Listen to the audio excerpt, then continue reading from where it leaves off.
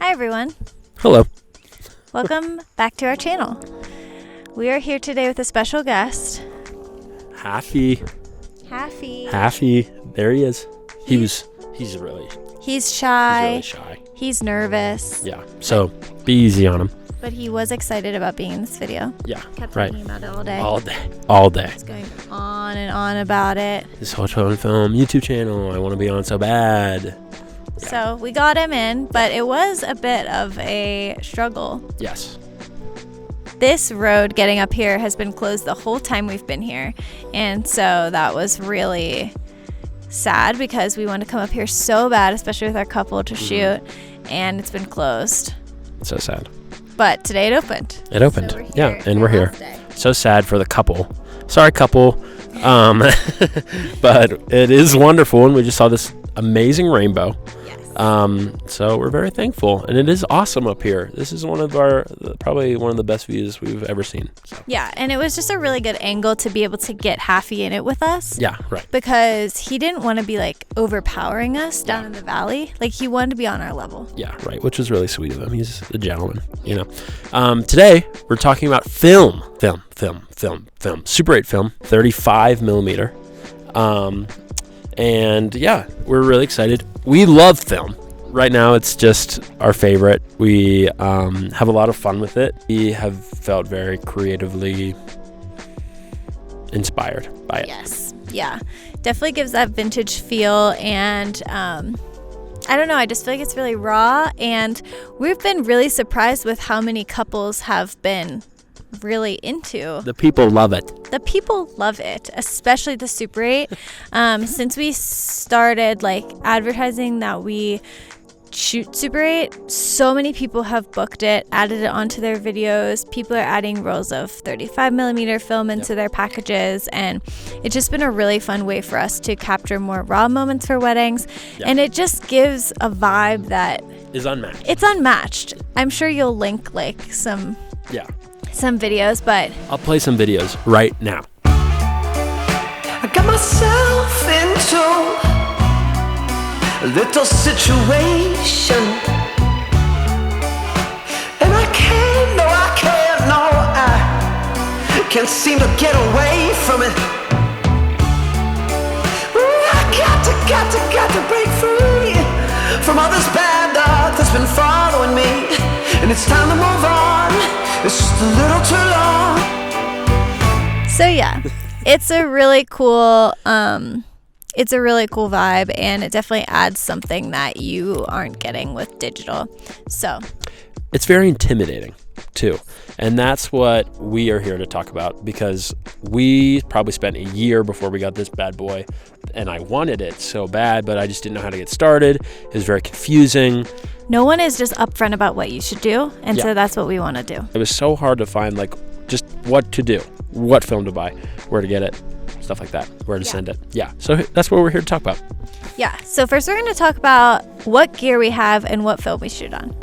The camera that I have is a Pentax ZX7. It is a point and shoot. I can just put on on auto, and it will just take the photos, and they look great. They look filmy. They look cool.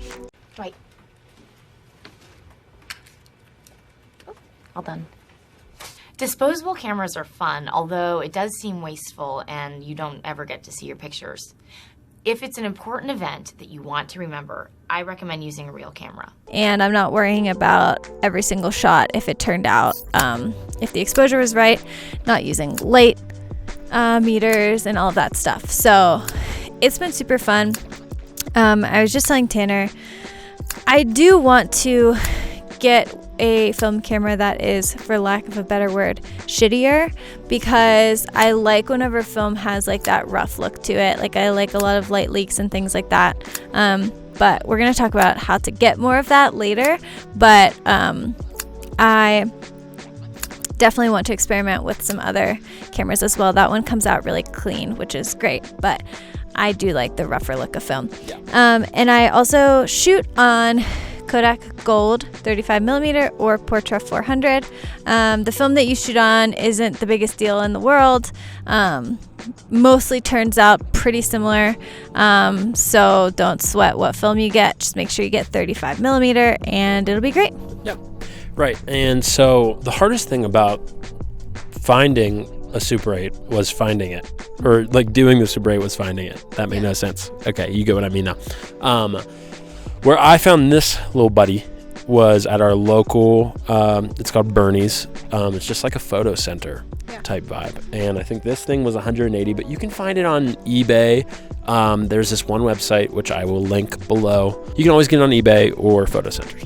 Yeah, you don't need to spend like $1,000 on these things. There's film cameras that are thousands of dollars. There's Super 8s that are thousands of dollars. And I think that's also a place where we got confused, because we're like, if we get a cheap one, like, is it not going to work? Like, is it not going to be good? Yeah. So we're here to tell you it's still good. $180. Mine was also about $150, so like not a huge investment, and it's still gonna look great. So I wouldn't worry too much about that. Yeah. But do you want to tell them what camera exactly you have? Yes, this is an Elmo Super 8 sound. So if you wanted to, a 350 SL macro. Okay, I don't know if it matters either, but yeah, it's a low light. It's really easy to use, and yeah, it's great. The film that I have is just, what's it called? Kodak Super 8 film, which you can get on. We buy all of our film from B&H. Yeah. Love B&H. So for my film, it's about $10 a roll. Not bad. For your film, so I should go back and say mine is 36 exposures per roll. His is 3.5 minutes per roll. And his film is about $35 a roll. But we'll get to talking about developing and stuff and the cost of that as well. Yeah. But yeah, I love this camera.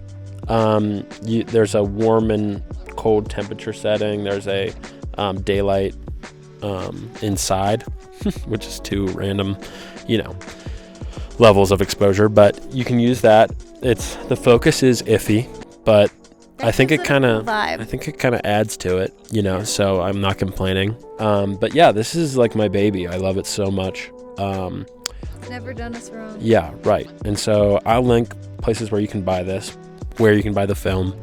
And let's talk about where we send our film. Yeah. You first. So we have a place in our city called Premier Imaging. We live in Pittsburgh.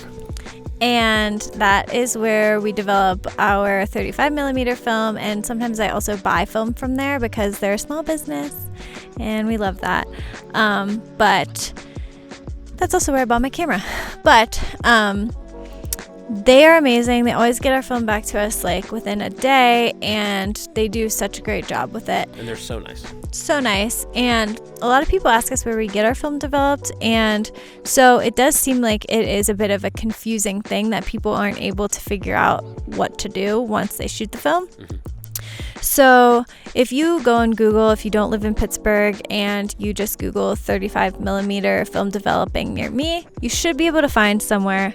It does seem like from the public asking so much that maybe it is hard to find. So I also want to say that you can always send it somewhere. You can send it to Premier Imaging in Pittsburgh. There are tons of places where you would be able to mail it. If you do mail it, or if you mail any type of film, make sure that you write "do not X-ray" on the outside, because that will ruin your film. And make sure if you are traveling with film, that it doesn't go through the airport security things. It needs to be hand checked. So just make sure it doesn't go through any type of X-ray equipment. Yeah. What else? Where you send a Super 8. Okay. Yeah. We send our Super 8 to these two places. Oh, I was like, what's going on? No, right there. One's in New York, one's in LA. They're both great. One's quicker. The New York one is cheaper. But they're both great.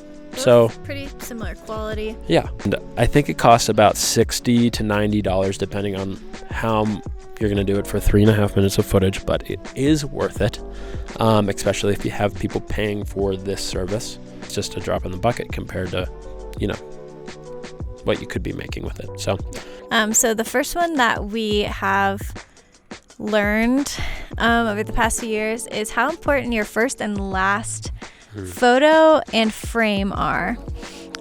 So those ones will typically always get a light leak or film burn on them, and we love those. They're super cool, and so it might feel like, oh, it's just the first photo of the roll, I'll just take whatever, and then I'll have awesome content throughout, which you will. Sure. But the first and last always have the coolest filmy things on them, and his Super 8 always has the coolest film burn on it. So that is a little tip. Yeah. The other thing that I wanted to say about when I was talking before about how I like the film to look rougher, but my camera shoots pretty clean. If you do want film to look a little bit weird, there's a lot of different techniques that you can do. One is to buy a toy camera.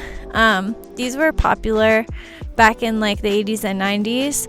Those get really, really cool film that comes out of them. Another thing you can do is shoot on expired film. So if you are looking for something that is a little bit different, you can always go on Etsy and look for expired film. Yeah. And there's a lot of really cool old things that you can buy. Yeah, we found some really cool newlywed film. Disposables, where on the side it said weird phrases. Yeah, but it was the colors were super cool. Yeah. We shot on expired film when we were in Montana last year, and it was super purple, and it was just really, really cool. Yeah. So if you have any questions concerning this topic, just comment below and we'd be happy to answer them. We love film, and we think that it's a great tool to leverage for your business. And it's a really cool niche to have, and it might seem like a lot of people are doing film, but not a lot of people are offering film for clients. And we've had tons of people book Super 8 because they say, people states away, because they say no one else in the area does it. And so it's been a really cool thing to be able to do. Something just came up on the screen. A really good point. Something great too is it's a niche. It's something that you can add to your repertoire, something to set you apart from the local competition in your city. People love film. Yeah. And if you become your city's or your area's film guy, film gal, it could really help you leverage just a different niche and book you more clients, and especially your ideal clients if you're into this. Yeah. But yeah. Very true. Yeah. I just want to make sure that Halfie doesn't want to say anything before we end. Halfie. Oh, by the way. Come here. Halfie forgot his Carhartt hat, and he is really shy about that. So. Oh. Just be. Okay. Yeah. Well, let's just. I forgot my Carhartt hat, and I'm a big rock in Yosemite Park. Oh man. Point. Very nice. That's very nice, Halfie. Nice. But yeah, thank you so much for tuning in to our channel. We appreciate you. We love you. Love you. So much fun and film. Out. Out.